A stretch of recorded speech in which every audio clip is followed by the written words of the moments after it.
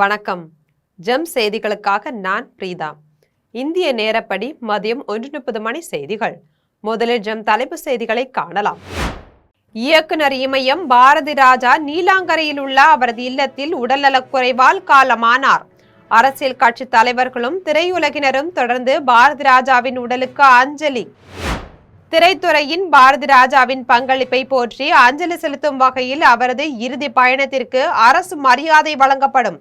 தமிழக முதலமைச்சர் விஜய் அறிவிப்பு. சென்னையிலிருந்து தனி விமானம் மூலம் தில்லிக்கு புறப்பட்டார் முதலமைச்சர் விஜய். தில்லியில் நாளை நடைபெறும் நிதி ஆயோக் கூட்டத்தில் முதலமைச்சர் பங்கேற்பு. திமுக ஆட்சிக்கும் தமிழக வெற்றி கழக அரசுக்கும் எந்தவிதமான வேறுபாடும் இல்லை. பாஜக மாநில தலைவர் நயினார் நாகேந்திரன் குற்றச்சாட்டு. மசாக்கான் டாக் திட்டம் தமிழ்நாட்டிலிருந்து ஆந்திராவுக்கு மாறியதற்கான முழுமையான காரணங்களை தமிழக அரசு வெள்ளை அறிக்கையாக வெளியிட வேண்டும். பாமக நிறுவனர் டாக்டர் ராமதாஸ் வலியுறுத்தல். ஈரானின் தாக்குதலுக்கு தகுந்த பதிலடி கொடுப்பது அவசியமானது. அமெரிக்க அதிபர் டிரம்ப் அறிவிப்பு. இனி விரிவான செய்திகளை காணலாம். இயக்குனர் இமயம் பாரதி ராஜா சென்னை நீலாங்கரையில் உள்ள அவரது இல்லத்தில் உடல்நலக்குறைவால் காலமானார். தேனி மாவட்டம் அல்லிநகரம் என்ற ஊராட்சியில் பெரியம்மா தேவர் மீனாட்சி அம்மாள் தம்பதிகளுக்கு 1941ஆம் ஆண்டு ஜூலை மாதம் 17ஆம் தேதி பிறந்தவர் இயக்குனர் பாரதி ராஜா.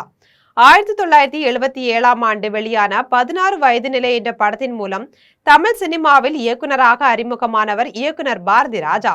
இவரது முதல் படத்திலேயே ரஜினி, கமல், ஸ்ரீதேவி என முன்னணி நடிகர் நடிகைகளை வைத்து படத்தை இயக்கினார். ராதிகா, ராதா, கார்த்திக் உட்பட பல முன்னணி நடிகர் நடிகைகளை அறிமுகம் செய்தவர் என்ற பெருமையை பெற்றவர் பாரதி ராஜா. முதல் மரியாதை, கிழக்கே போகும் ரயில், அலைகள் ஓய்வதில்லை உட்பட பல வெற்றி படங்களை தமிழ் திரையுலகிற்கு தந்தார். பாரதி ராஜா சமீப காலமாக உடல்நலக்குறைவு ஏற்பட்டு நீலாங்கரையில் உள்ள அவரது இல்லத்தில் தொடர்ந்து சிகிச்சை பெற்று வந்தார். இந்நிலையில் உடல்நலக்குறைவு காரணமாக சிகிச்சை பெற்று வந்த பாரதி ராஜா சிகிச்சை பலனின்றி உயிரிழந்தார். இந்நிலையில் முதலமைச்சர் விஜய் அவரது இல்லத்திற்கு நேரில் சென்று அஞ்சலி செலுத்தினார். இதைத் தொடர்ந்து திமுக தலைவர் மு.க. ஸ்டாலின், எதிர்க்கட்சி தலைவர் உதயநிதி, நாம் தமிழர் கட்சி தலைவர் சீமான், நடிகர்கள் சிவகுமார், ரஜினி, கமல்ஹாசன், சூர்யா, நடிகைகள் ராதிகா, சுகன்யா, இசையமைப்பாளர் இளையராஜா உள்ளிட்ட ஏராளமான அரசியல் கட்சி தலைவர்களும் திரையுலகினரும் பாரதி ராஜாவின் உடலுக்கு அஞ்சலி செலுத்தி வருகின்றனர். திரைத்துறையில் பாரதி ராஜாவின் பங்களிப்பை போற்றி அஞ்சலி செலுத்தும் வகையில் அவரது இறுதி பயணத்திற்கு அரசு மரியாதை வழங்கப்படும் என தமிழக முதலமைச்சர் விஜய் தெரிவித்துள்ளார். சென்னை நீலாங்கரையில் உள்ள அவரது இல்லத்தில் இயக்குனர் இமயம் பாரதி ராஜா உடல்நலக்குறைவால் காலமானார். இது தொடர்பாக தமிழக முதலமைச்சர் விஜய் தனது சமூக வலைதள பக்கத்தில் தமிழ் திரையுலகின் இயக்குனர் இமயம் பாரதி ராஜா காலமானார் என்ற செய்தி அறிந்து மிகுந்த மனவேதனையும் துயரமும் அடைந்ததாக தெரிவித்தார். கிராமிய பின்னணியில் வாழ்வியல் உயிரோட்டத்துடன் பல வெற்றி படங்களை உருவாக்கி தமிழ் திரைப்பட உலகில் தனக்கென தனி முத்திரை பதித்தவர் என்று புகழாரம் சூட்டினார். தனது படைப்புகளுக்காக நாட்டின் உயரிய விருதான பத்மஸ்ரீ உள்ளிட்ட பல்வேறு தேசிய மாநில விருதுகளை பெற்றவர் என்றும் பல தலைமுறை கலைஞர்களை உருவாக்கிய அவரது பங்களிப்பு தமிழ் திரைப்பட வரலாற்றில் என்றென்றும் நிலைத்திருக்கும் என்றும் குறிப்பிட்டார். இயக்குனர் இமயம் பாரதி ராஜாவின் மறைவு தமிழ் திரையுலகிற்கு ஈடு செய்ய முடியாத பேரிழப்பு என்றும் அவரை இழந்து வாடும் குடும்பத்தினருக்கு தனது ஆழ்ந்த இரங்கலை தெரிவித்தார். அவரது ஆன்மா இறைவன் திருவடி நிழலில் இளைப்பார பிரார்த்திப்பதாக கூறினார். திரைத்துறையில் பாரதி ராஜாவின் பங்களிப்பை போற்றி அஞ்சலி செலுத்தும் வகையில் அவரது இறுதி பயணத்திற்கு அரசு மரியாதை வழங்கப்படும் என்று தெரிவித்தார். தில்லியில் நிதி ஆயோக் கூட்டம் நாளை நடைபெற உள்ள நிலையில் முதலமைச்சர் விஜய் சென்னையிலிருந்து தனி விமானம் மூலம் தில்லிக்கு புறப்பட்டார். பிரதமர் நரேந்திர மோடி தலைமையில் தில்லியில் நிதி ஆயோக் கூட்டம் நாளை காலை 10 மணிக்கு நடைபெற உள்ளது. இதில் கலந்து கொள்வதற்காக இன்று காலை முதலமைச்சர் விஜய் சென்னையிலிருந்து தனி விமானம் மூலம் தில்லிக்கு புறப்பட்டார். தில்லி சென்றடைந்ததும் முதலமைச்சர் விஜய் காங்கிரசின் மூத்த தலைவர்கள் சோனியா காந்தி மற்றும் ராகுல் காந்தியை சந்தித்து பேச உள்ளதாக கட்சி வட்டாரங்கள் தகவல் தெரிவித்துள்ளன. இதன் பின்னர் இன்று இரவு முதலமைச்சர் விஜய் தமிழ்நாடு இல்லத்தில் தங்குகிறார். 12ஆம் தேதி காலையில் மத்திய மந்திரிகள் சிலரை சந்திக்கலாம் என்று கூறப்படுகிறது. பின்னர் அன்று பிற்பகல் 3 மணிக்கு தனி விமானம் மூலம் தில்லியிலிருந்து புறப்படும் முதலமைச்சர் விஜய் மாலை 6 மணிக்கு சென்னை திரும்புகிறார். தில்லி பயணத்தின் போது ஜனாதிபதி மற்றும் துணை ஜனாதிபதியை மரியாதை நிமித்தமாக சந்திக்க முதலமைச்சர் விஜய் நேரம் கேட்டுள்ளதாகவும் தகவல் வெளியாகியுள்ளது. திமுக ஆட்சிக்கும் தமிழக வெற்றி கழக அரசுக்கும் எந்தவிதமான வேறுபாடும் இல்லை என்று பாஜக மாநில தலைவர் நயினார் நாகேந்திரன் தெரிவித்துள்ளார். சென்னை தியாகராய நகரில் கமலாலயத்தில் பிரதமர் நரேந்திர மோடியின் 12 ஆண்டு கால ஆட்சியின் சாதனைகளை கொண்டாடும் வகையில் பிரதமரின் சாதனை விளக்க கண்காட்சி நடைபெற்றது. இதனை பாஜக மாநில தலைவர் நயினார் நாகேந்திரன் தொடங்கி வைத்தார். இதன் பின்னர் செய்தியாளர்களிடம் பேசிய போது பிரதமர் மோடியின் 12 ஆண்டு கால ஆட்சியில் அவர் செய்த சாதனைகளை பற்றி விளக்கி கூறினார். தொடர்ந்து பேசிய அவர் வந்தே மாதரம் சொல்வதில் தவறு இல்லை என்றும், எப்படி தமிழ்தாய் வாழ்த்து சொல்கிறோமோ அதே போல வந்தே மாதரம் சொல்கிறோம் என்றும் தெரிவித்தார். எந்த ஆட்சியாக இருந்தாலும் குறைந்தபட்சம் 3 முதல் 6 மாதத்திற்கு அவகாசம் கொடுக்க வேண்டும். மேலும் ஆட்சியை பற்றி எந்தவித குறையும் சொல்லக்கூடாது. கடந்த கால திமுக ஆட்சிக்கும் தமிழக வெற்றி கழக அரசுக்கும் எந்தவிதமான வேறுபாடும் இல்லை என கூறினார். இந்த அரசு பொறுப்பேற்ற பிறகு கிட்டத்தட்ட 30 கற்பழிப்பு சம்பவம், தொடர்ந்து கஞ்சா விற்பனை, எங்கு பார்த்தாலும் படுகொலை, தொடர்ந்து கவலை அளிக்கும் அரசாக இந்த அரசு உள்ளது என்று தெரிவித்தார். வைப்பதற்கு ஏற்பாடுகளை செய்திருக்கிறோம் என்பதை நேரத்தில் தெரிவித்துக் கொண்டு, மிக மோசமான ஒரு கால சூழ்நிலை வந்தது. அதாவது கொரோனா கால திட்டம். அப்போ உலக நாடுகளே இன்னைக்கு பயந்துட்டு இருந்தாங்க. அந்த நேரத்தில் நம்ம கோவேக்சின் கண்டுபிடிச்சது நம்ம நாட்டுடைய பக்கத்தில் இருக்கக்கூடிய ஆந்திரா மாநிலத்தினுடைய எல்லா கிருஷ்ணன் என்பவர் தான் அதை ஆராய்ச்சியில் கண்டுபிடித்தார். முழுவதுமாக அவருக்கு பாதுகாப்பும் உதவியும் கொடுத்து அந்த கோவேக்சினை கண்டுபிடிக்கிறதுக்கு உதவியாக இருந்தது நமது பாரத பிரதமர் நரேந்திர மோடி என்பதை நாம் பெருமையோடு சொல்லிக்கொள்வோம். அது மட்டுமல்ல, மசாக்கான் டாக் திட்டம் தமிழ்நாட்டிலிருந்து ஆந்திராவுக்கு மாறியதற்கான முழுமையான காரணங்களை தமிழக அரசு வெள்ளை அறிக்கையாக வெளியிட வேண்டும் என்று பாமக நிறுவனர் டாக்டர் ராமதாஸ் வலியுறுத்தியுள்ளார். பாட்டாளி மக்கள் கட்சி நிறுவனர் டாக்டர் ராமதாஸ் அறிக்கை ஒன்றை வெளியிட்டுள்ளார். இதில் மசாக்கான் டாக் கப்பல் கட்டும் திட்டம் தமிழ்நாட்டிற்கு கிடைக்க வேண்டிய மிகப்பெரிய தொழில் முதலீட்டு திட்டங்களில் ஒன்றாக இருந்தது. இந்த திட்டம் தமிழ்நாட்டில் செயல்படுத்தப்பட்டிருந்தால் ஆயிரக்கணக்கான நேரடி மற்றும் மறைமுக வேலை வாய்ப்புகள் உருவாகி இருக்கும் என்று தெரிவித்தார். ஆனால் இத்தகைய முக்கியத்துவம் வாய்ந்த திட்டம் தற்போது ஆந்திர பிரதேசத்திற்கு மாறியிருப்பதாக வெளியாகியுள்ள தகவல்கள் தமிழ்நாட்டு மக்களிடையே மிகுந்த ஏமாற்றத்தையும் கவலையும் ஏற்படுத்தியுள்ளதாக கூறினார். தொழில் முதலீடுகளை ஈர்ப்பதில் தமிழ்நாடு முன்னணி மாநிலமாக திகழ்ந்து வந்த நிலையில் இவ்வளவு பெரிய திட்டம் வேறு மாநிலத்திற்கு சென்றிருப்பது அரசின் செயல்திறன் குறித்து கேள்விகளை எழுப்புகிறது என்றார். எனவே மசாக்கான் டாக் திட்டம் தமிழ்நாட்டிலிருந்து ஆந்திராவுக்கு மாறியதற்கான முழுமையான காரணங்களை தமிழக அரசு வெள்ளை அறிக்கையாக வெளியிட வேண்டும் என்று வலியுறுத்தினார். கடந்த 12 ஆண்டுகளில் இந்திய தேச வளர்ச்சி மற்றும் உலகளாவிய தலைமையின் மூலம் வியக்கத்தக்க முன்னேற்றத்தை கண்டுள்ளதாக மத்திய அமைச்சர் ராஜ்நாத் சிங் தெரிவித்துள்ளார். மத்திய அமைச்சர் ராஜ்நாத் சிங் பிரதமர் மோடி நீண்டகால ஆட்சி குறித்து தனது சமூக வலைதள பக்கத்தில் பதிவிட்டுள்ளார். இதில் இந்திய வரலாற்றிலேயே மிக நீண்ட காலம் மக்களால் தேர்ந்தெடுக்கப்பட்டு பணியாற்றிய பிரதமர் என்ற பெருமையை பெற்று பதவியில் 4399 நாட்களை நிறைவு செய்துள்ள பிரதமர் மோடிக்கு தனது மனமார்ந்த வாழ்த்துக்களை தெரிவித்தார். கடந்த 12 ஆண்டுகளில் இந்திய தேசம் வளர்ச்சி மற்றும் உலகளாவிய தலைமையின் மூலம் வியக்கத்தக்க முன்னேற்றத்தை கண்டுள்ளதாக கூறினார். வளர்ச்சியடைந்த இந்தியா என்ற இலக்கை நோக்கி இந்தியா முன்னேறி வரும் வேளையில் பிரதமர் நம்மை இன்னும் பெரிய அளவிலான செழிப்பு, முன்னேற்றம் மற்றும் உலகளாவிய முக்கியத்துவத்தை நோக்கி தொடர்ந்து வழிநடத்தி செல்கிறார் என்று தெரிவித்தார். தமிழ்நாடு அரசு எடுத்துள்ள சிங்கப்பெண் சிறப்பு அதிரடிப்படை என்ற நல்ல முன்னெடுப்பை தான் முழு மனதோடு வரவேற்பதாக நாடாளுமன்ற உறுப்பினர் கமல்ஹாசன் தெரிவித்துள்ளார். நாடாளுமன்ற உறுப்பினர் கமல்ஹாசன் சிங்கப்பெண் சிறப்பு அதிரடிப்படை குறித்து தனது சமூக வலைதள பக்கத்தில் பதிவிட்டுள்ளார். இதில் பெண்களின் பாதுகாப்பில் சமரசம் இல்லை எனும் முழக்கத்துடன் சிங்கப்பெண் அதிரடிப்படை தொடங்கப்பட்டுள்ளதாக தெரிவித்தார். அதற்கென 354 கோடி ரூபாய் நிதி ஒதுக்கப்படும், 2500 புதிய பணியிடங்கள் உருவாக்கப்படும் என்றும் முதலமைச்சர் விஜய் அறிவித்திருப்பது மகிழ்ச்சி அளிக்கிறது என்று கூறினார். தமிழ்நாடு அரசு எடுத்துள்ள இந்த நல்ல முன்னெடுப்பை முழுமனதோடு வரவேற்பதாக தெரிவித்தார். இந்த அறிவிப்புகள் செயல்பாட்டுக்கு வந்து ஒவ்வொரு பெண்ணுக்கும் அரணாக அமையும் என தான் நம்புவதாக கூறினார். சிங்கப்பெண் சிறப்பு அதிரடிப்படை நேரடியாக முதலமைச்சரால் கண்காணிக்கப்படும் என்று சட்டமன்ற உறுப்பினர் ரேவந்த் சரண் தெரிவித்துள்ளார். சென்னையில் தாவேகா சட்டமன்ற உறுப்பினர் ரேவந்த் சரண் செய்தியாளர்களை சந்தித்து பேசினார். அப்போது பெண்கள் மற்றும் குழந்தைகளின் பாதுகாப்பிற்காக ஒரு சிறப்பு துறையை உருவாக்குவதாக முதலமைச்சர் தனது தேர்தல் அறிக்கையிலேயே குறிப்பிட்டிருந்தார். அதன்படியே இப்போது அதை செயல்படுத்தியும் உள்ளார் என்று கூறினார். இந்த படை நேரடியாக அவரால் கண்காணிக்கப்படும் என்பதோடு அவரது துறையின் கட்டுப்பாட்டிலும் இயங்கும் என்று தெரிவித்தார். பிராந்திய மற்றும் சர்வதேச பாதுகாப்பு சூழல் குறித்து ஆலோசனைகள் நடத்தப்பட்டது என்று வெளியுறவு அமைச்சகத்தின் செய்தி தொடர்பாளர் ரந்தீர் ஜெயஸ்வால் தெரிவித்துள்ளார். இந்திய வெளியுறவு அமைச்சகத்தின் அதிகாரப்பூர்வ செய்தி தொடர்பாளர் ரந்தீர் ஜெயஸ்வால் தனது சமூக வலைதள பக்கத்தில் பதிவு வெளியிட்டுள்ளார். அதில் ஜூன் 26, 2026 அன்று மணிலாவில் நடைபெற்ற ஆசியான் பிராந்திய மன்றத்தின் மூத்த அதிகாரிகள் கூட்டத்தில் செயலாளர் ருத்ரேந்திர டாண்டன் இந்திய குழுவிற்கு தலைமை தாங்கியதாக கூறினார். சமகால புவிசார் அரசியல் சவால்களை எதிர்கொள்வதில் ஏசியான் பிராந்திய மன்ற அமைப்பின் முக்கியத்துவத்தையும் உரையாடல் மற்றும் ராஜதந்திரத்திற்கான ஆதரவையும் அவர் எடுத்துரைத்தார் என்று கூறினார்.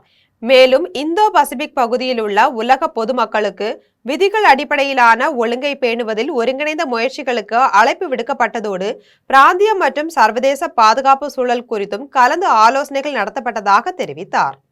தமிழக கயிறு வணிக மேம்பாட்டு நிறுவனத்தின் CEO பதவி காலியாக இருப்பதால் கயிறு மற்றும் காயர் தொழில் மேம்பாட்டில் ஏற்படும் சிக்கல்களை தீர்ப்பதில் பின்னடைவு ஏற்பட்டுள்ளதாக தமிழ்நாடு காயர் சங்க கூட்டமைப்பின் மாநில தலைவர் பூச்சாமி தெரிவித்துள்ளார்.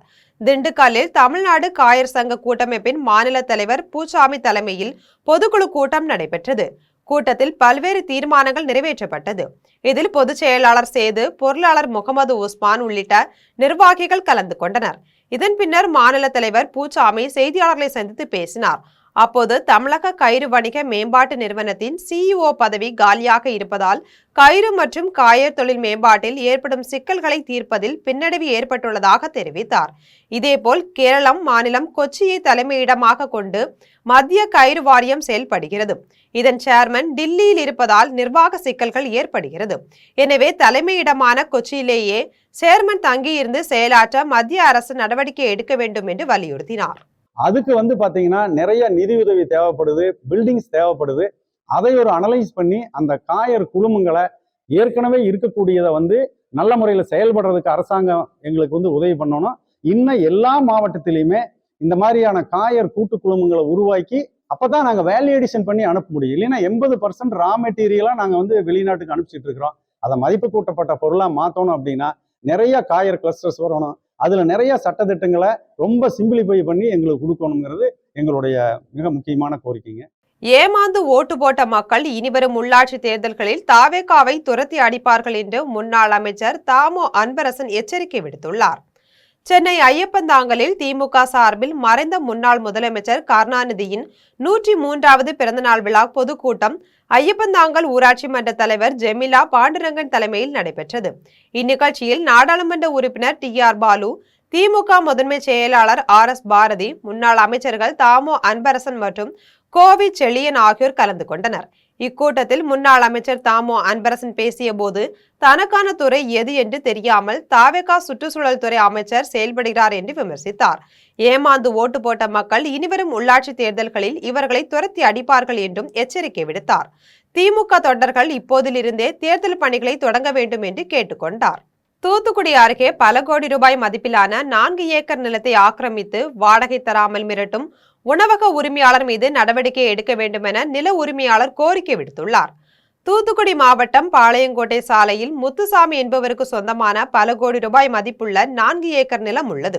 முத்துசாமி உயிரிழந்ததை தொடர்ந்து அவரது வாரிசுதாரரும் வழக்கறிஞருமான காந்திமதிநாதன் தற்போது அந்த சொத்தை நிர்வகித்து வருகிறார். இந்நிலையில் பல ஆண்டுகளுக்கு முன்பு தூத்துக்குடி மற்றும் நெல்லையில் செயல்பட்டு வந்த தனியார் உணவக உரிமையாளர் மணி என்பவர் இந்த இடத்தை வாடகை ஒப்பந்த அடிப்படையில் பெற்று அதில் உணவகம் மற்றும் திருமண மண்டபத்தை நடத்தி வந்துள்ளார். 2018ஆம் ஆண்டு ஹோட்டல் உரிமையாளர் மணி உயிரிழந்ததை தொடர்ந்து அவரது மகன் தமிழ்செல்வன் நிறுவனத்தின் நிர்வாகத்தை கவனித்து வருகிறார். உரிமையாளர் மணி இறந்ததை தொடர்ந்து வாடகை ஒப்பந்தமும் காலாவதியாகிவிட்டதாகவும் அதன் பின்னர் முறையான வாடகை தொகை செலுத்தப்படவில்லை என்றும் நில உரிமையாளர்கள் குற்றம் சாட்டியுள்ளனர். இது தொடர்பாக இரு தரப்பினருக்கும் இடையே நீதிமன்றத்தில் வழக்கு நிலுவையில் உள்ளது. நில பிரச்சனையால் இரு தரப்பினருக்கும் இடையே அடிக்கடி தகராறு ஏற்பட்டு வந்ததாகவும் இது தொடர்பாக காவல் நிலையங்களில் புகார்கள் அளிக்கப்பட்டு வழக்குகளும் பதிவு செய்யப்பட்டுள்ளதாக கூறப்படுகிறது. இந்த சூழ்நிலையில் தனது நிலப்பகுதிக்குள் நுழையும் நபர்கள் குறித்து தகவல் அறிந்து கொள்ளும் நோக்கில் நில உரிமையாளர் காந்திமதிநாதன் நுழைவு வாயிலில் பாதுகாப்பு பணியாளர்களை நியமித்துள்ளார். இதற்கு எதிர்ப்பு தெரிவித்து உணவக நிறுவன ஊழியர்கள் சாலை மறியல் போராட்டத்தில் ஈடுபட்டனர். இதனால் அப்பகுதியில் சிறிது நேரம் பரபரப்பான சூழ்நிலை நிலவியது. இதுகுறித்து நில உரிமையாளர் காந்திமதிநாதன் மற்றும் அவரது மகன் ராகுல் செய்தியாளர்களிடம் பேசிய போது வாடகை ஒப்பந்தம் முடிந்த பிறகும் உணவக நிர்வாகம் இடத்தை காலி செய்யாமல் உள்ளது என்றும் பல ஆண்டுகளாக முறையான வாடகையும் வழங்கப்படவில்லை என்றும் குற்றம் சாட்டினர். இந்த விவகாரத்தில் தமிழக முதலமைச்சர் உடனடியாக தலையிட்டு சட்டப்படி நடவடிக்கை எடுக்க வேண்டும் என கோரிக்கை விடுத்துள்ளனர். அதுக்கப்புறம் பாத்தீங்கன்னா புதுசா யாரெல்லாமோ இந்திக்காரெல்லாம் வரான், இவெல்லாம் என்னன்னு தெரியல, வீட்டுக்குள்ள அன்னைக்கு வந்துட்டான். என்னன்னு கேட்டா, இந்த மண் அடிச்சிட்டு இருந்தோம் வெள்ளத்தப்போ, அதனால கேட்டு போடாம வச்சிருக்கோம். அதையும் நீங்க இது பண்ணக்கூடாது, இடத்த மாற்றம் பண்ணக்கூடாது, அவன் இது பண்ணக்கூடாதுன்னு ரொம்ப பிரச்சனை. டெய்லி மன வச்சு எங்க அக்கா மருந்து குடிச்சிட்டு ஜிஹெச்சுக்கு போற அளவுக்கு செஞ்சுட்டாங்க. இவ்வளத்தையும் மீறி நாங்க இன்னும் சரி நம்ம கிட்ட நேர்மை இருக்கு, நியாயம் இருக்கு, நம்ம ஜெயிப்போன்றதுனாலதான் இன்னைக்கு நின்றுட்டு இருக்கோம். எனக்கு இதுக்கு ஒரு நியாயம் கிடைக்கணும். நாங்க எஸ்பி ஆபீஸ்க்கு ஆல்ரெடி நிறைய பெட்டிஷன் கொடுத்துருக்கோம். இது வரைக்கும் 250 பெட்டிஷன் கிட்ட நாங்க கொடுத்தது அப்படியே இருக்கு. அதுக்கு எந்த நடவடிக்கையும் இது வரைக்கும் பெருசா பண்ணதில்லை. எங்க மேல புட்டப் கேஸா ஒரு 3 எஃப்ஐஆர் போட்டாங்க. குடியாத்தம் அருகே ஊராட்சி மன்ற தலைவரின் கணவர் தீக்குளிக்க முயன்றதால் அப்பகுதியில் பெரும் பரபரப்பை ஏற்படுத்தியுள்ளது. வேலூர் மாவட்டம் முங்கம்பட்டு ஊராட்சி மன்ற தலைவரான லதாவின் கணவர் சுகுமார். இவர் முங்கம்பட்டு ஊராட்சி பகுதியில் சிமெண்ட் சாலை மற்றும் தண்ணீர் டேங்க் உள்ளிட்ட 5க்கும் மேற்பட்ட பணிகளை செய்து வந்துள்ளார். இப்பணிகள் முடிக்கப்பட்ட நிலையில் தொகை இதுவரை தரவில்லை என கூறப்படுகிறது. இதுகுறித்து வட்டார வளர்ச்சி அலுவலரிடம் அவர் கேட்டபோது பணிகள் சரியில்லை என புகார் மனு வந்துள்ள நிலையில் பணம் தர காலதாமதம் ஆகும் என தெரிவித்துள்ளார். இந்நிலையில் தான் வட்டிக்கு பணம் வாங்கி பணிகள் செய்ததாக கூறி சுகுமார் பெட்ரோல் கேனுடன் வட்டார வளர்ச்சி அலுவலகம் எதிரில் தீக்குளிக்க முயற்சி செய்துள்ளார். இதனையடுத்து அங்கிருந்தவர்கள் அவரை தடுத்து நிறுத்தினர். தகவல் அறிந்து வந்த காவல்துறையினர் அவருடன் பேச்சுவார்த்தை நடத்தினர். ஊராட்சி மன்ற தலைவரின் கணவர் பெட்ரோல் கேனுடன் வட்டார வளர்ச்சி அலுவலகத்திற்கு வந்ததால் அந்த பகுதியில் பெரும் பரபரப்பை ஏற்படுத்தியுள்ளது. கூத்தாநல்லூர் அருகே உள்ள அரசு மதுபான கடையை அகற்ற கோரி அப்பகுதி பொதுமக்கள் கடையை முற்றுகையிட்டு ஆர்ப்பாட்டத்தில் ஈடுபட்ட சம்பவம் பெரும் பரபரப்பை ஏற்படுத்தியுள்ளது. திருவாரூர் மாவட்டம் கூத்தாநல்லூர் அருகே காடுவெட்டியில் உள்ள அரசு மதுபான கடையை அகற்ற கோரி அப்பகுதி பொதுமக்கள் கடையை முற்றுகையிட்டு ஆர்ப்பாட்டத்தில் ஈடுபட்டனர். தொடர்ந்து கூத்தாநல்லூர் வட்டாட்சியர், மதுபான கடை மேலாளர், காவல் ஆய்வாளர் உள்ளிட்டோர் பொதுமக்களிடம் பேச்சுவார்த்தை நடத்தினர். அப்போது இந்த மதுபான கடையினால் பலர் உயிரிழந்துள்ளதாக பொதுமக்கள் குற்றம் சாட்டினர். மேலும் மதுபான கடையை அகற்றும் வரை கடை முன் நின்று போராட்டம் தொடரும் என எச்சரித்தனர். காடிவெடி தெருவு பண்டிதவுல இருந்து பேசுறோம். இங்க ஒயின் ஷாப் இருக்க கூடாதுன்னு நாங்க போராட்டம் பண்றோம். 6 மாசத்துக்கு முன்னாடி போய் கலெக்டருக்கு மனு கொடுத்தோம், அவங்க எடுக்கல. நகராட்சியில போய் மனு கொடுத்தோம், அங்கேயும் எடுக்கல. தாலுகா ஆபீஸ் போனோம், அங்கேயும் மனு கொடுத்தோம், எடுக்கல. இப்ப நாங்க காலைல 10 மணிக்கு வந்திருக்கிறோம். 10 மணில இருந்தே நாங்க போராடிட்டு இருக்கோம். இன்னும் ஒயின் ஷாப் பூட்ட மாட்டாங்கிறாங்க, நடவடிக்கை எடுக்க மாட்டேங்கிறாங்க. நாளைக்கு இது திறக்க 10 நாளைக்கு கொடுக்குறாங்கிறாங்க, 1 மாசத்துக்கு டைம் கேட்கறாங்கிறாங்க. 1 வருஷத்துக்கு நாங்க டைம் கொடுத்துருக்குறோம், மூடவே இல்லை. இப்போ நாங்க காலைல 10 மணில இருந்து உட்காந்துருக்கிறோம். எங்களுக்கு நடவடிக்கை எடுத்தாகணும், இந்த கடையை மூடி ஆகணும். கோயம்பேடு மார்க்கெட் மற்றும் அதன் சுற்றுவட்டார பகுதிகளில் குற்ற சம்பவங்களை தடுப்பதற்காக 70க்கும் மேற்பட்ட காவல்துறையினர் தீவிர ரோந்து பணியில் ஈடுபட்டனர். சென்னை கோயம்பேடு மார்க்கெட் மற்றும் அதன் சுற்றுவட்டார பகுதிகளில் குற்ற சம்பவங்களை தடுக்கும் விதமாக காவல்துறையினர் நடந்தபடியே ரோந்து பணியில் ஈடுபட்டனர். இந்த கண்காணிப்பு பணியில் கோயம்பேடு உதவி ஆணையர் சரவணன் மற்றும் விருகம்பாக்கம் உதவி ஆணையர் பாஸ்கர் ஆகியோர் தலைமையில் 70க்கும் மேற்பட்ட காவல்துறையினர் ஈடுபட்டனர். இந்த அதிரடி சோதனையின் போது மார்க்கெட் பகுதியில் சட்டவிரோதமாக வைக்கப்பட்டிருந்த 30 மது பாட்டில்கள் பறிமுதல் செய்தனர். மேலும் சந்தேகத்திற்குரிய வகையில் சுற்றித் திரிந்த சில நபர்களை பிடித்து காவல்துறையினர் தீவிர விசாரணை நடத்தி வருகின்றனர். குற்றங்களை தடுக்கும் காவல்துறையினரின் இந்த நடவடிக்கைக்கு அப்பகுதி வியாபாரிகளும் பொதுமக்களும் வரவேற்பை தெரிவித்துள்ளனர். புதுக்கோட்டை அருகே அரசால் தடை செய்யப்பட்ட ஹான்ஸ் உள்ளிட்ட குட்கா பொருட்களை விற்பனை செய்து வந்த 17 வயது சிறுவனை காவல்துறையினர் கைது செய்துள்ளனர். புதுக்கோட்டை மாவட்டம் சத்தியமங்கலத்தில் அசாருதீன் என்பவருக்கு சொந்தமான வீட்டில் அரசால் தடை செய்யப்பட்ட ஹான்ஸ் உள்ளிட்ட குட்கா பொருட்களை விற்பனை செய்து வந்த 17 வயது சிறுவனை காவல்துறையினர் கைது செய்தனர். இதன் பின்னர் காவல்துறையினர் 80 கிலோ குட்கா பொருட்களை பறிமுதல் செய்து தப்பி சென்ற வீட்டின் உரிமையாளர் அசாருதீனை தேடி வருகின்றனர். இதைத் தொடர்ந்து கைது செய்யப்பட்ட சிறுவனை நீதிமன்றத்தில் ஆஜர்படுத்தி சிறுவர் சீர்திருத்த பள்ளியில் அடைக்கும் நடவடிக்கையில் காவல்துறையினர் ஈடுபட்டனர். கோவில்பட்டி அருகே பெட்டிக்கடை மற்றும் வீட்டில் பதுக்கி வைத்து புகையிலை பொருட்களை விற்பனை செய்து வந்த நபரை காவல்துறையினர் கைது செய்தனர். தூத்துக்குடி மாவட்டம் கோவில்பட்டி அருகே கட்டாரங்குளத்தை சேர்ந்த ராஜேந்திரன் அப்பகுதியில் பெட்டிக்கடை நடத்தி வருகிறார். இவருடைய கடையில் தடை செய்யப்பட்ட புகையிலை பொருட்கள் விற்கப்படுவதாக நாலாட்டின்புத்தூர் காவல் நிலையத்திற்கு ரகசிய தகவல் கிடைத்தது. அதன் பேரில் காவல்துறையினர் அவரது கடையில் அதிரடி சோதனை நடத்தினர். அப்போது ராஜேந்திரன் தடை செய்யப்பட்ட புகையிலை பொருட்களை பதுக்கி வைத்து விற்பனை செய்து வந்தது தெரிய வந்தது. இதையடுத்து காவல்துறையினர் அவரை கைது செய்து அவரது கடை மற்றும் வீட்டிலிருந்த புகையிலை பொருட்களை பறிமுதல் செய்தனர். மேலும் இது தொடர்பாக வழக்கு பதிவு செய்து ராஜேந்திரனை சிறையில் அடைத்தனர். மயிலாடுதுறை ரயில்வே மேம்பாலம் அருகே திடீர் தீ விபத்தில் 2 குடிசை வீடுகள் தீப்பற்றி எரிந்த சம்பவம் குறித்து காவல்துறையினர் விசாரணை மேற்கொண்டு வருகின்றனர். மயிலாடுதுறை ரயில்வே மேம்பாலம் அருகில் சந்தைப்பேட்டையில் 2 குடிசை வீடுகள் திடீரென தீப்பற்றி எரிய தொடங்கியது. இச்சம்பவம் அறிந்து விரைந்து வந்த தீயணைப்பு துறையினர் தீயை அணைக்க முற்பட்டனர். அப்போது மாலதி வீட்டில் இருந்த சமையல் எரிவாயு சிலிண்டர் வெடித்ததில் தீயணைப்பு பணியில் இருந்த தீயணைப்பு வீரர் ஹரிகரன் என்பவருக்கு முகத்தில் லேசான காயம் ஏற்பட்டு மயிலாடுதுறை அரசு மருத்துவமனைக்கு சிகிச்சைக்காக கொண்டு சென்றனர். மாலதி என்பவர் வீட்டில் ஏற்பட்ட சண்டையின் போது அவரது உறவினர் ஒருவர் வீட்டோடு வைத்து கொளுத்தி விடுவேன் என்று கூறியதாக சொல்லப்படுகிறது.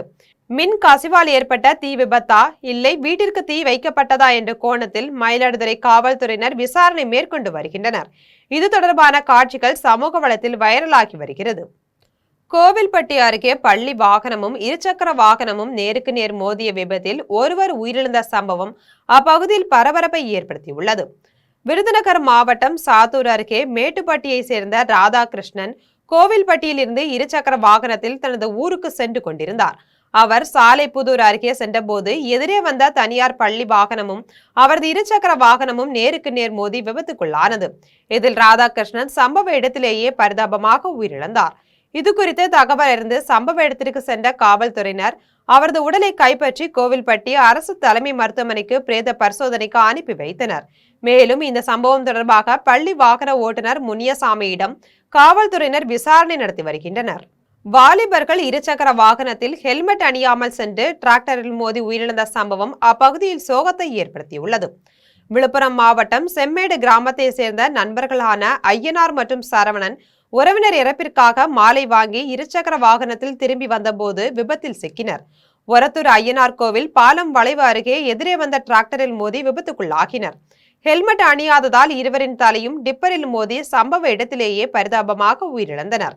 தகவல் அறிந்து வந்த விக்கிரவாண்டி போலீசார் உடல்களை மீட்டு முண்டியம்பாக்கம் அரசு மருத்துவமனைக்கு அனுப்பி வைத்தனர். இதனைத் தொடர்ந்து வழக்கு பதிவு செய்து விசாரணை மேற்கொண்டு வருகின்றனர். சிறுவயது முதல் இணைப்பிரியா நண்பர்களாக இருந்த இருவரும் ஒரே விபத்தில் உயிரிழந்த சம்பவம் அப்பகுதி மக்களிடையே சோகத்தை ஏற்படுத்தியுள்ளது. காரைக்கால் அருகே உள்ள மகா காளியம்மன் ஆலயத்தின் 12ஆம் ஆண்டு திருவிளக்கு பூஜையில் ஏராளமான பக்தர்கள் கலந்து கொண்டு சாமி தரிசனம் செய்தனர். புதுச்சேரி மாநிலம் காரைக்கால் அருகே வேட்டைக்காரன் வீதியில் உள்ள மகா காளியம்மன் ஆலயத்தில் வைகாசி திருவிழாவையொட்டி திருவிளக்கு பூஜை நடைபெற்றது. முன்னதாக 100க்கும் மேற்பட்ட பெண்கள் கலந்து கொண்டு குத்துவிளக்கை அம்மனாக பாவித்து விளக்கிற்கு சிறப்பு பூஜைகள் செய்து அம்மனை வழிபட்டனர். தொடர்ந்து உற்சவர் வளையல் அலங்காரத்தில் தாமரை மலரில் மகாலட்சுமியாக எழுந்தருளி பக்தர்களுக்கு அருள் பாலித்தார். இதில் விழா குழுவினர் உள்ளிட்ட ஏராளமான பக்தர்கள் கலந்து கொண்டு சாமி தரிசனம் செய்தனர். குடியாத்தம் அருகே உள்ள மாரியம்மன் கோயிலில் தேரோட்டம் நடைபெற்றதில் பக்தர்கள் வடம் பிடித்து தேர் இழுத்தனர். வேலூர் மாவட்டம் குடியாத்தம் ஆர்எஸ் நகரில் உள்ள மாரியம்மன் கோயிலில் தேரோட்டம் அதிவிமர்சையாக நடைபெற்றது. முன்னதாக மலர்களால் அலங்கரிக்கப்பட்ட தேரில் உற்சவருக்கு சிறப்பு அலங்காரம் மற்றும் பூஜை நடைபெற்றது. இதில் நகராட்சி தலைவர் சவுந்தரராஜன், நகராட்சி உறுப்பினர் நளினி, திமுக மாவட்ட வழக்கறிஞர் அணி துணை அமைப்பாளர் சுந்தர் ஆகியோர் கலந்து கொண்டு தேரை வடம் பிடித்து இழுத்தனர். தேர் முக்கிய வீதிகளின் வழியாக சென்றது. அப்போது பக்தர்கள் தேர் மீது உப்பு மிளகு தூவி வழிபட்டனர். மேலும் ஆடு கோழிகளை பலியிட்டு காணிக்கை செலுத்தினர். இதில் ஏராளமான பக்தர்கள் கலந்து கொண்டு அம்மனை வழிபட்டு தேரை வடம் பிடித்து இழுத்தனர். தேரோட்டத்தை முன்னிட்டு பக்தர்களுக்கு 5 வகையான உணவு அன்னதானமாக வழங்கப்பட்டது. மன்னம்பந்தலில் வயல்வெளிகளில் அம்மனை தூக்கி கொண்டு செல்லும் எல்லை ஓட்ட திருவிழா வெகு விமர்சையாக நடைபெற்றது. மயிலாடுதுறை மாவட்டம் மன்னம்பந்தல் கிராமத்தில் பொன்னியம்மன் பிடாரியம்மன் ஆலயம் அமைந்துள்ளது. வைகாசி உற்சவம் கடந்த மாதம் 26ஆம் தேதி காப்பு கட்டுதலுடன் துவங்கி நடைபெற்று வருகிறது. விழாவின் முக்கிய நிகழ்ச்சியான எல்லை ஓட்டம் நிகழ்ச்சி நடைபெற்றது. அம்மன் உற்சவ மூர்த்திகள் பக்தர்களால் தோளில் சுமந்து வயல்வெளி மற்றும் கிராம எல்லை பகுதிகளில் ஊர்வலமாக கொண்டு வந்தன. அம்பேத்கர் காலனி பகுதியில் அம்மன் வந்தபோது வீதி முழுவதும் தலைவாழை இலை போட்டு கருவாட்டு குழம்பு, முட்டை, முருங்கைக்கீரை, கொழுக்கட்டை உள்ளிட்ட படையல்கள் வைத்து பொதுமக்கள் வினோத வழிபாடு செய்தனர். நூற்றுக்கணக்கான பெண்கள் மாவிளக்கு மற்றும் காமாட்சி விளக்கேற்றி நேர்த்திக்கடன் செலுத்தினர். விழாவில் திரளான பக்தர்கள் பங்கேற்ற நிலையில் பெண்கள் அருள் வந்து ஆடியது பக்தர்களிடையே பரவசத்தை ஏற்படுத்தியது. பிரதமர்களில் மிக நீண்ட காலம் பதவியை வகித்தவர் என்ற பெருமையை நரேந்திர மோடி பெற்றுள்ளார் என மத்திய அமைச்சர் அஸ்வினி வைஷ்ணவ் புகழாரம் சூட்டியுள்ளார். தில்லியில் மத்திய அமைச்சர் அஸ்வினி வைஷ்ணவ் செய்தியாளர்களிடம் பேசினார். அப்போது இன்று ஒரு சிறப்பான நாள் என்றும் பிரதமர்களில் மிக நீண்ட காலம் பதவியை வகித்தவர் என்ற பெருமையை நரேந்திர மோடி பெற்றுள்ளார் என்றும் குறிப்பிட்டார். பிரதமர் தொடர்ந்து நாட்டிற்கு சேவையாற்றவும் நாட்டை ஒரு வளர்ந்த நாடாக மாற்றும் அவரது உறுதியான இலக்கில் நாட்டு மக்கள் அவருடன் இணையவும் தான் பிரார்த்திப்பதாக தெரிவித்தார். தேசிய ஜனநாயக கூட்டணி அரசு நாட்டை வளர்ச்சி பாதையில் கொண்டு சென்றுள்ள விதத்தால் மக்கள் மத்தியில் மிகுந்த நம்பிக்கை ஏற்பட்டுள்ளது என்று கூறினார். தேசிய ஜனநாயக கூட்டணி ஆட்சியின் கீழ்தான் நாடு மிக பெரிய மாற்றங்களை கண்டுள்ளது என்று தெரிவித்தார். பெரியபாளையத்தில் உள்ள வேளாண்மை கூட்டுறவு கடன் சங்க அம்மா மருந்தகத்தில் தாவேகா நிர்வாகிகள் ஆய்வு மேற்கொண்டதால் அங்கு பரபரப்பு ஏற்பட்டது. திருவள்ளூர் மாவட்டம் பெரியபாளையம் வேளாண்மை கூட்டுறவு கடன் சங்க அம்மா மருந்தகத்தில் தமிழக வெற்றி கழக நிர்வாகிகள் நேரில் சென்று ஆய்வு மேற்கொண்டனர். அப்போது அங்கிருந்த மூட்டை ஒன்றை பிரித்து வெளியே கொட்டினர். அதில் காலாவதி மருந்துகள் இருந்ததை கண்டு ஏன் காலாவதியான மருந்துகளை மருந்தகத்தில் வைத்துள்ளீர்கள் என ஊழியர்களிடம் கேள்வி எழுப்பினர். அதற்கு காலாவதி மருந்துகளை எப்போதும் தனியாக மூட்டை கட்டி வைத்து பின்னர் அப்புறப்படுத்துவதுதான் வழக்கம் என்று அரசு ஊழியர்கள் பதில் அளித்தனர். மேலும் அதிகாரிகளோ மக்கள் பிரதிநிதிகளோ இல்லாமல் நீங்கள் எப்படி இங்கு ஆய்வு செய்யலாம் என்று ஊழியர்கள் திருப்பி கேள்வி எழுப்பினர். இதற்கு தாவேகா நிர்வாகிகள் எழுத படிக்க தெரியாத முதியவர்கள் யாரேனும் வந்து காலாவதியான மருந்துகளை வாங்கி சென்றால் என்ன ஆகும் என கூறிவிட்டு அங்கிருந்து வெளியேறினர். இந்த சம்பவம் அரசு ஊழியர்கள் மத்தியில் பெரும் அதிருப்தியை ஏற்படுத்தியுள்ளது. தாராபுரம் அருகே உயரழுத்த மின்சாரம் பாய்ந்ததால் வீட்டில் உள்ள தொலைக்காட்சி, குளிர்சாதன பெட்டி உள்ளிட்ட பொருட்கள் வெடித்து சேதமடைந்தன. திருப்பூர் மாவட்டம் தாராபுரம் அருகே காமராஜபுரம் உள்ளிட்ட பல்வேறு பகுதிகளில் கடந்த சில நாட்களாக எவ்வித முன்னறிவிப்புமின்றி பகல் மற்றும் இரவு நேரங்களில் மின்வெட்டு ஏற்பட்டு வந்தது. இதன் காரணமாக பொதுமக்கள் கடும் அவதியடைந்தனர். இந்நிலையில் மாலை வழக்கம் போல் மின்வெட்டு ஏற்பட்டது. அதைத் தொடர்ந்து இரவு 7 மணி அளவில் மின்சாரம் மீண்டும் வந்தபோது வீடுகளுக்கு வழங்கப்பட்டுள்ள மின் இணைப்புகளில் எதிர்பாராத விதமாக மிக கடுமையான உயரழுத்த மின்சாரம் பாய்ந்தது. இதனால் அப்பகுதியை சேர்ந்த கோமதி, ராமதாள், மேகலா, அஸ்வினி, அவராஞ்சி, அம்மாள், திவ்யா, மகுடீஸ்வரி, ஆனந்தி உள்ளிட்ட 40க்கும் மேற்பட்ட வீடுகளில் இயங்கிக் கொண்டிருந்த தொலைக்காட்சி பெட்டிகளின் உள்புற எலக்ட்ரானிக் பாகங்கள் திடீரென பயங்கர சத்தத்துடன் வெடித்து சிதறி கரும்புகை வெளியேறியது. மேலும் 18 குளிர்சாதன பெட்டிகளின் கம்ப்ரசர் மோட்டார்கள், எலக்ட்ரிக் அடுப்பு, மின்விசிறி முற்றிலும் எரிந்து சாம்பல் ஆக்கின. இது தவிர மின்சார அடுப்புகள் மற்றும் மின் இணைப்புகளில் சார்ஜ் செய்யப்பட்டு வந்த ஏராளமான செல்போன்கள் என 8 லட்சம் ரூபாய் மதிப்புள்ள எலக்ட்ரானிக் சாதனங்கள் முற்றிலும் செயலிழந்து வீணாகின. எனவே தமிழ்நாடு அரசு தங்களுக்கு நேர்ந்த இழப்பிற்கு புதிய மின்சாதன பொருட்களை இழப்பீடாக வழங்க வேண்டும் என கண்ணீர் மல்க வேதனையுடன் கோரிக்கை விடுத்தனர். வணக்கங்க சார், நாங்கள் தாராபுரம் காமராஜபுரம் 1வது வார்டுலேருந்து பேசுகிறேங்க. நல்லா தான் எங்கள் வீட்டில் எல்லா வீட்லையும் இங்கே ஒரு 2000 குடும்பத்துக்கு மேலே வசிச்சுட்ருக்காங்க சார்.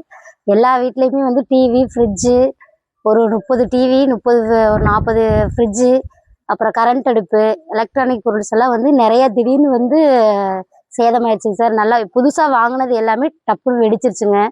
நிறையா ஃபால்ட் ஆயிடுச்சுங்க. இதெல்லாம் கவர்மெண்ட் தான் எங்களுக்கு ரெடி பண்ணி கொடுக்கணுங்க. கோவில்பட்டி அண்ணா பேருந்து நிலையம் முன் பேருந்து ஓட்டுநர்களை கண்டித்து பயணிகள் சாலை மறியல் போராட்டத்தில் ஈடுபட்ட சம்பவம் பெரும் பரபரப்பை ஏற்படுத்தியுள்ளது. தூத்துக்குடி மாவட்டம் கோவில்பட்டி அண்ணா பேருந்து நிலையத்தில் இரவு 7 மணி அளவில் விருதுநகர் மாவட்டம் உப்பத்தூருக்கு செல்வதற்காக பயணிகள் பேருந்தில் ஏறி அமர்ந்திருந்தனர். அப்போது பேருந்து ஓட்டுநர் இந்த பேருந்து இன்று உப்பத்தூருக்கு செல்லாது என பயணிகளை பேருந்திலிருந்து இறங்குமாறு கூறினர். மேலும் பேருந்தில் வைக்கப்பட்டிருந்த நாருகாபுரம் என்ற வழித்தட பலகையை சாதூர் என்றும் மாற்றினர். இதனால் அதிர்ச்சியடைந்த பயணிகள் பேருந்தில் இருந்து இறங்க மறுத்து ஓட்டுநரிடம் வாக்குவாதத்தில் ஈடுபட்டனர். அப்போது அங்கு பாதுகாப்பு பணியில் ஈடுபட்டிருந்த காவல்துறையினர் பேருந்தை ஏன் இயக்கவில்லை என ஓட்டுநரிடம் கேள்வி எழுப்பினர். அதற்கு அவர் சாதூர் பணிமனை மேலாளர் கூறினால் மட்டுமே தங்களால் பேருந்தை இயக்க முடியும் என்று பதில் அளித்தார். ஓட்டுநரின் இந்த பதிலால் ஆத்திரமடைந்த பயணிகள் பேருந்து நிலையத்தின் முன்பாக திடீர் சாலை மறியல் போராட்டத்தில் ஈடுபட்டனர். இதனைத் தொடர்ந்து போராட்டத்தில் ஈடுபட்டவர்களுடன் கோவில்பட்டி மேற்கு காவல் நிலைய ஆய்வாளர் நவநீத கிருஷ்ணன் பேச்சுவார்த்தை நடத்தினார். இந்த சம்பவத்தால் அப்பகுதியில் பெரும் பரபரப்பு ஏற்பட்டது.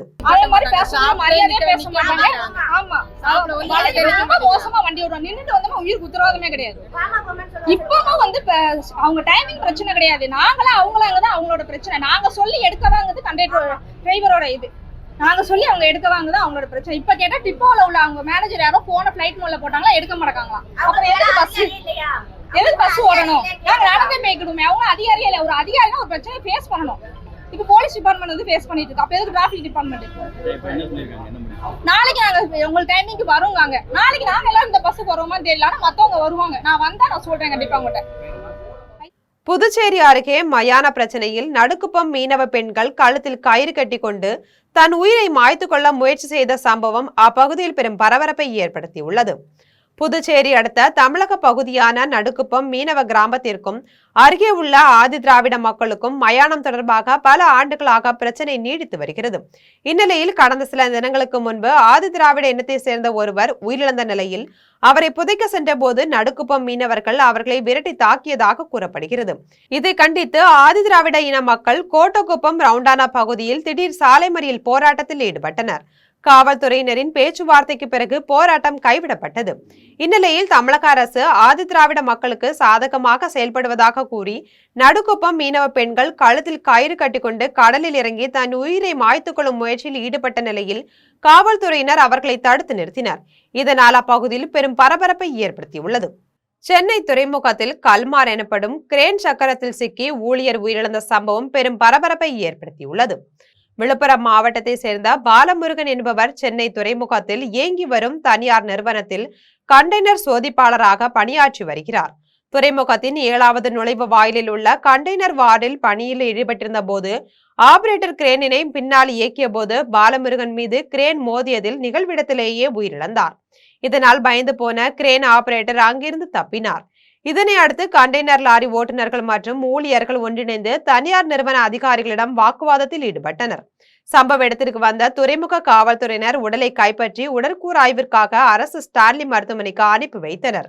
இதுகுறித்து காவல்துறையினர் வழக்கு பதிவு செய்து விசாரணை மேற்கொண்டு வருகின்றனர். இச்சம்பவம் பெரும் பரபரப்பை ஏற்படுத்தியது. இனி வருவது திரையுலக செய்திகள். என் இனிய தமிழ் மக்களே என்று முழங்கிய இயக்குனர் பாரதி ராஜாவின் மறைவுக்கு கவிஞர் வைரமுத்து இறுதி மரியாதை தெரிவித்துள்ளார். இயக்குனர் பாரதி ராஜாவின் மறைவு குறித்து கவிஞர் வைரமுத்து இரங்கல் தெரிவித்து தனது சமூக வலைதள பக்கத்தில் காணொலி வெளியிட்டுள்ளார். அதில் பிதாமகனே போய்விட்டாயா, கிராமத்து ராஜாவே இறந்து விட்டாயா, எங்கள் மண் வாசனையில் இன்று சாவு மணக்கிறதா என்று கூறினார். என்னையும் சுயமரியாதையோடு சுடரொளி வீச செய்தவரே, உடன்பிறப்பே, ரத்தத்தின் ரத்தமே என்ற தலைவர்களின் மொழிக்கு இணையாக என் இனிய தமிழ் மக்களே என்று முழங்கினார். புழுதியை பொன் செய்தாய், சினிமாவின் நிறம் வெள்ளை என்று இருந்ததை கருப்பு என்று மாற்றிய கலையாளன் நீ என்றும், என்னை அளவிடு, உடம்பின் உப்பெல்லாம் கண்ணீராய் கரையட்டும், முதல் மரியாதை செய்தவனே உனக்கென இறுதி மரியாதை என்றும் தெரிவித்தார். இனி வருவது உலக செய்திகள்.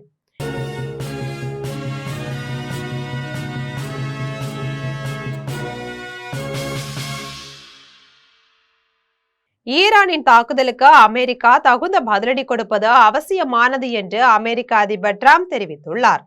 அமெரிக்க அதிபர் டொனால்ட் டிரம்ப் தனது ட்ரூத் சோஷியல் வலைதள பக்கத்தில் ஹார்மஸ் நீரிணை பகுதியில் ரோந்து பணியில் ஈடுபட்டிருந்த அமெரிக்காவின் அதிநவீன அப்பாச்சி ஹெலிகாப்டர்களில் ஒன்றை ஈரானியர்கள் சுட்டு வீழ்த்தியதாக தனது இராணுவத்தினர் தெரிவித்துள்ளதாக கூறினார்.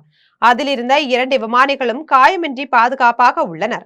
இருப்பினும் இந்த தாக்குதலுக்கு அமெரிக்கா தகுந்த பதிலடி கொடுப்பது அவசியமானது என்றும் தெரிவித்தார். இனி வருவது விளையாட்டுச் செய்திகள்.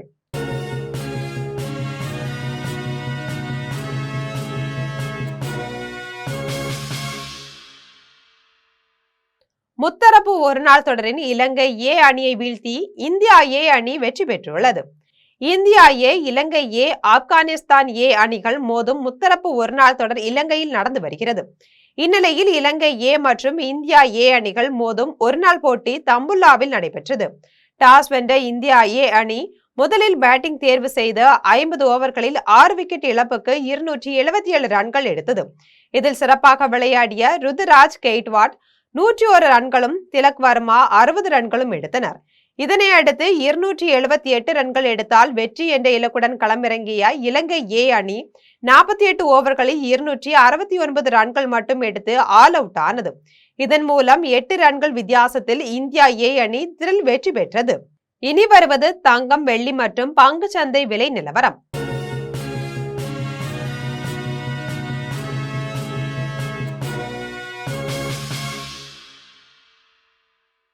சென்னையில் ஆபரண தங்கம் இன்று 1 சவரன் 1,10,400 ரூபாய்க்கு விற்பனை செய்யப்படுகிறது. சென்னையில் இன்று ஆபரண தங்கத்தின் விலை கிராமுக்கு 400 ரூபாய் குறைந்து 13,800 ரூபாய்க்கு விற்பனை செய்யப்படுகிறது. மேலும் ஒரு சவரன் 3,200 ரூபாய் குறைந்து 1,10,400 ரூபாய்க்கு விற்பனை செய்யப்படுகிறது. 24 கேரட் தூய தங்கம் ஒரு சவரன் 1,20,440 ரூபாய்க்கு விற்பனை செய்யப்படுகிறது. மேலும் 1 கிராம் வெள்ளி 260 ரூபாய்க்கும் 1 கிலோ வெள்ளி 2,60,000 ரூபாய்க்கும் விற்பனை செய்யப்படுகிறது. இந்திய பங்கு சந்தைகளில் வணிகம் இன்று உயர்வுடன் காணப்படுகிறது. மும்பை பங்குச்சந்தை பங்கு விலை குறியீட்டு எண் சென்செக்ஸ் 525 புள்ளிகள் அதிகரித்து 74,444 புள்ளிகளில் வணிகமாகிறது. தேசிய பங்குச்சந்தை பங்கு விலை குறியீட்டு எண் நிப்டி 142 புள்ளிகள் அதிகரித்து 23,384 புள்ளிகளில் வணிகமாகிறது. மீண்டும் தலைப்பு செய்திகள். இயக்குனர் இமயம் பாரதி ராஜா நீலாங்கரையில் உள்ள அவரது இல்லத்தில் உடல்நலக்குறைவால் காலமானார். அரசியல் கட்சி தலைவர்களும் திரையுலகினரும் தொடர்ந்து பாரதி ராஜாவின் உடலுக்கு அஞ்சலி. திரைத்துறையின் பாரதி ராஜாவின் பங்களிப்பை போற்றி அஞ்சலி செலுத்தும் வகையில் அவரது இறுதி பயணத்திற்கு அரசு மரியாதை வழங்கப்படும். தமிழக முதலமைச்சர் விஜய் அறிவிப்பு. சென்னையிலிருந்து தனி விமானம் மூலம் தில்லிக்கு புறப்பட்டார் முதலமைச்சர் விஜய். தில்லியில் நாளை நடைபெறும் நிதி ஆயோக் கூட்டத்தில் முதலமைச்சர் பங்கேற்பு. திமுக ஆட்சிக்கும் தமிழக வெற்றி கழக அரசுக்கும் எந்தவிதமான வேறுபாடும் இல்லை. பாஜக மாநில தலைவர் நயினார் நாகேந்திரன் குற்றச்சாட்டு. மசாகான் டாக் திட்டம் தமிழ்நாட்டில் இருந்து ஆந்திராவுக்கு மாறியதற்கான முழுமையான காரணங்களை தமிழக அரசு வெள்ளை அறிக்கையாக வெளியிட வேண்டும். பாமக நிறுவனர் டாக்டர் ராமதாஸ் வலியுறுத்தல். ஈரானின் தாக்குதலுக்கு தகுந்த பதிலடி கொடுப்பது அவசியமானது. அமெரிக்க அதிபர் டிரம்ப் அறிவிப்பு. இத்துடன் ஜெம் செய்திகள் நிறைவடைகின்றன. மீண்டும் ஜெம் செய்திகள் மாலை 6 மணிக்கு. உடனுக்குடன் செய்திகளை காண GemLive.tv என்ற இணையதளத்தில் இணைந்திருங்கள். நன்றி, வணக்கம்.